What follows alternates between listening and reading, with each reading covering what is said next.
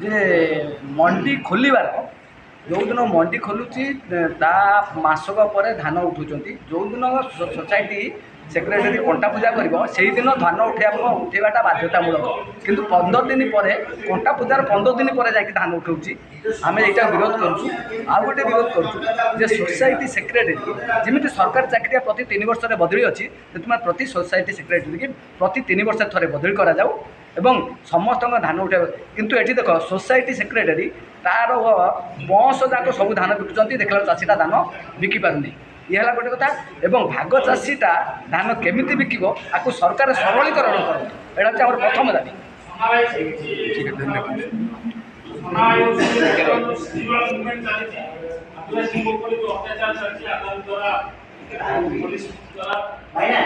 टिके आज जो चाषी आंदोलन कौन चली से विषय आप परिचय दें। सचिन महाराज संयुक्त कृषक कथा हूँ आपने देखुथे आज ओडार सांप्रतिक स्थिति चाषी मान स्थिति अति दयनीय। तेणु यही जो अवस्था देखिए चाषी कूल गति कर भाव संगठित कर भाव में मेन स्ट्रीम की आने और सरकार नजर को आनिक चाषी मान समस्या समाधान कर। आज ओडार प्राय 15टा जिलार चाषी नेतृत्व मैंने आसते विभिन्न कृषक संगठन को लेकिन आम संयुक्त कृषक मोर्चा तरफ आज आह्वान देलु और सांबादिक सम्मेलन माध्यम सरकार को एक दाबीपत्र आम उपस्थापन कर बर्तमान चाषी मान जो स्थिति अच्छी कि भाव समाधान कर।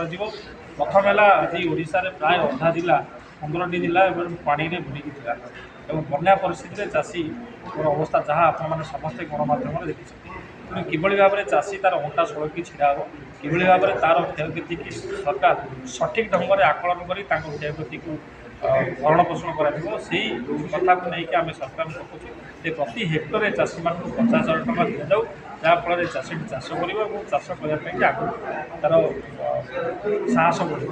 सबुठ बड़ कथा आम पंजीकरण ये भाव जटिलीकरण कर जानिक आश्चर्य आगुरी जिते पंजीकरण व्यवस्था होता जुलाई 15 तारिख घोषणा कि एवं सरकार अगस्ट 6 तारिख घोषणा कर प्राय 20-25 दिन विलम्ब स्टार्ट तापर भी अगस्ट 30 सुधा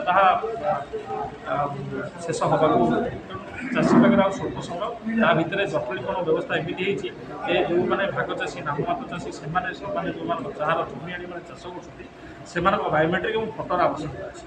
तो ये जब अवस्था चले 52% जो भाग चाषी ओडार अच्छे से संपूर्ण भाव पंजीकरण बात कर यह ओडार चाषी कूल कि अर्थनीति बड़ शक्त आघात।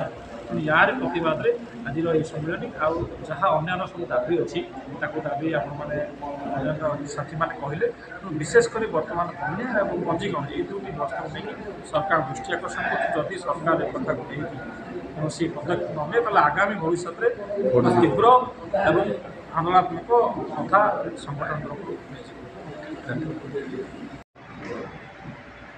परिचय दिखाँ आज जो आंदोलन कौन पे भारत चंद्र स्वाई अन्न जाता एकता कृषक संगठन राज्य सभापति कथा होती आज ये जो चाषी मानकर आम तो आज समस्त संगठन ओडिशा जिते संगठन रही अन्नदाता एकता कृषक संगठन नवनिर्माण कृषक संगठन विषाद मजदूर संघ एवं अन्य समस्त कृषक संगठन मिसिक आज चाषी मान हक आम लड़ाई जारी रखीचु। आज बैठक बा सम्मेलन आज से सांबादिक सम्मेलन विगत ये जो बन्या है बन्यारे चाषींकर मेरुदंड पूरा भांगी जाइए। तेणुक आम प्रथम कर चाहूँ चाषी मानकर इन्शुरांस दि जाऊ चाषी मान एवं ता सहित चाषी मान कृषि ऋण संपूर्ण रूपे छाड़ करा जाऊ। सारर अभावी बिक्री जो रही सार कौन जगार भी सार मिलूना मुझे केतेटा प्राय 5-6टा माने दुकान को जाई सार बुझिली जे सेठी भी डीएपी कौन यूरिया कौन मिललानी आउ जोटी भी मिलूची सेठी प्राय 2.5 गुणा 3 गुणा रेट रे मिलूची। डीएपी हो यूरिया हो जेकोसी पटास हो जहाँ भी हो सब 3 गुणा रेट रे मिलूची। तेणुक सार समस्या केमती समाधान करेंगे सरकार से प्रति ध्यान दिंतु एवं कृषि ऋण चाषी छाड़ करूँ एवं कपा चाष जोटा ये होती तार अभावी बिक्री दूर करूँ। यही सब समस्या नहीं कि आम आज एकाठी मोर आम दाबी करूँ जो ऋण छाड़ कृषि ऋण छाड़ हारारी 25,000 कोटी टंकार जो कृषि ऋण रही चाषी मान ये बीजेपी जो विरोध दल था ସେତେବେଳେ ସେ ଦାବି କରି ଆସୁଥିଲେ ଯେ ଚାଷୀଙ୍କ କୃଷି ଋଣ ଛାଡ଼ କରାଯାଉ, ମାତ୍ର ଅଦ୍ୟାବଧି ତାହା ବିଜେପି ସରକାର କରିପାରିଲେ।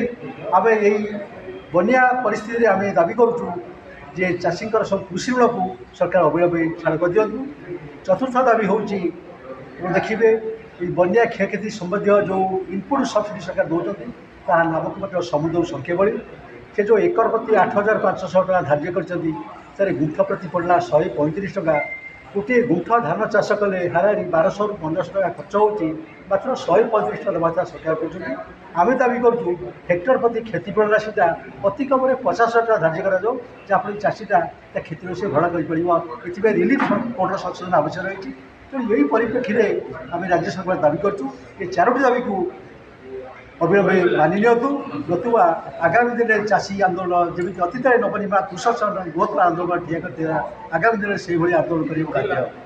ଆପଣ କିଛି ମେମୋରାଣ୍ଡମ୍ ସରକାରକୁ ଦେଲେ, କିଛି ମେମୋରାଣ୍ଡମ୍ ଦେଇଛନ୍ତି ସରକାର? ହଁ, ସରକାରକୁ ଏଇ ଗଣମାଧ୍ୟମ ମାନଙ୍କରେ ଆମେ ସରକାର ପାଇଁ ଦାବିଟା ରଖୁଛୁ। ତେଣୁ ଅଫିସିଆଲି ଆମେ ଦେଇଛୁ, ମୁଖ୍ୟମନ୍ତ୍ରୀ ଉଦ୍ଦେଶ୍ୟରେ ଆମେ ଦେଇଛୁ, କିନ୍ତୁ ଆଜି ଗଣମାଧ୍ୟମ ମାଧ୍ୟମରେ ଦାବି କରୁଛୁ।